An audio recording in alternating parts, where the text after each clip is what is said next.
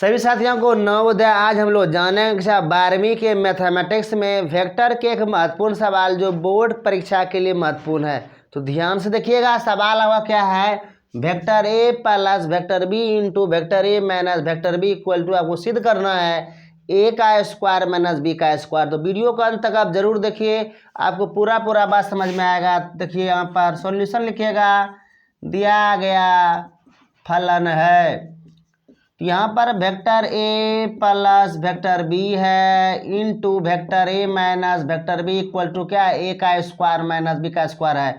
इसलिए L H S लेकर हम लोग चलेंगे, a vector A plus vector B into vector A minus vector b. करना क्या है, क्लास 8 में आप पढ़े होंगे, गुना करने के लिए वही गुना यहाँ भी करना है। देखिएगा ए प्लस बी आप रहने दीजिएगा और वेक्टर ए से इसमें गुना कर देंगे, फिर माइनस बी बचा ना, माइनस बी वेक्टर लिख देते हैं, वेक्टर ए प्लस वेक्टर बी से गुना करेंगे, यानी वेक्टर ए प्लस वेक्टर बी में वेक्टर ए से गुना कर देंगे, फिर वेक्टर ए प्लस वेक्टर बी में माइनस बी से गुना करेंगे। देखिए वेक्टर ए और वेक्टर ए गुना की जगह vector A into vector A हो गया plus vector A into vector B, यानी वेक्टर ए से इसमें भी गुना होगा, वेक्टर ए से इसमें भी गुना होगा। अब यहाँ देखिए vector B minus vector B into vector A, अब माइनस यहाँ है प्लस है तो माइनस हो गया, vector B into vector B. तो आगे देखिएगा वेक्टर ए इसका स्क्वायर हो गया plus vector A into vector B, इसको आप सेटिंग कर सकते हैं vector A into vector B minus vector B का स्क्वायर, क्योंकि यहाँ लिख देते हैं vector A into vector B बराबर vector A into vector B.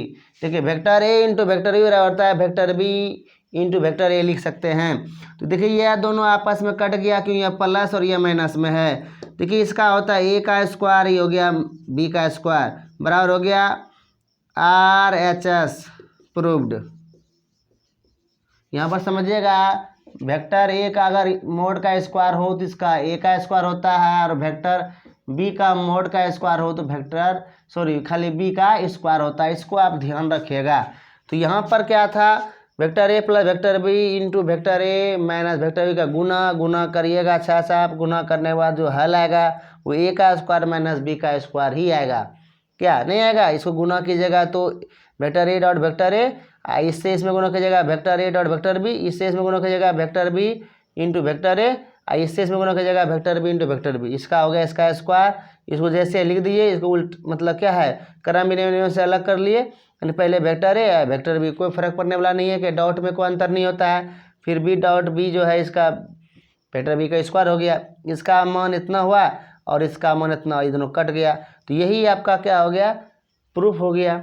उम्मीद करता हूँ यह बात आपको समझ में आ गया होगा। ये टाइप के प्रश्न परीक्षा में अक्सर पूछा जाता है। आज के लिए इतना ही, जय हिंद।